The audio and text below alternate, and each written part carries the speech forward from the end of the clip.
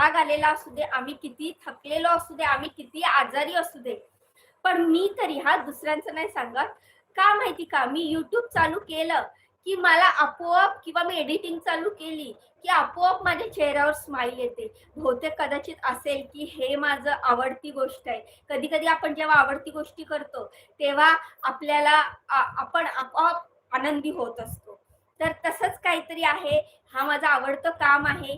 Editing करणं, YouTubeवर video टाकणं, थंबनेल बनवणं आणि स्वयंपाक करणं आणि स्वयंपाक छान-छान करून सगळ्यांना खाऊ घालणं आणि जेव्हा ते खातात ना आणि ते जे समाधान त्यांच्या चेहऱ्यावर दिसतं ना आणि त्या जेव्हा जेव्हा माझ्या कामावरच्या मॅडम आणि सर म्हणतात ना, "रीमा वॉव! छान बनवलंय."